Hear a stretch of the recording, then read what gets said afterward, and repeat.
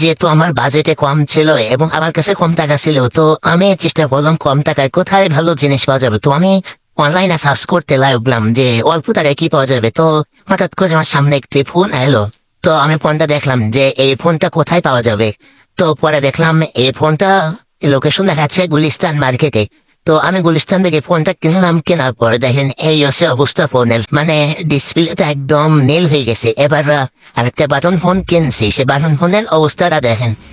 Button phone আমি যখন on করলাম তখন দেখেন আমি কিন্তু বাটন ফোনে কোনো চার্জার কানেক্ট করিনি, কিন্তু দেখেন আপনি আপনি কিন্তু চার্জ উঠতেছে, মানে কোনো চার্জার কানেক্ট নেই। তাহলে কিভাবে এইভাবে চার্জ ওঠে, কতক্ষণ বা এইভাবে উঠতে থাকবে? আপনি একটু নজর দেন, দেখেন ওইখানে কিন্তু চার্জ উঠতে আসে কিন্তু দেখেন আমার কিন্তু কোনো চার্জার কানেক্ট নেই। তো আপনারা গুলিস্তান থেকে সস্তায় কোনো জিনিস কিনতে যাবেন না, তাহলে অন্তত যে কয় টাকা ছিল সেই কয় টাকাও কিন্তু বাস খাবেন।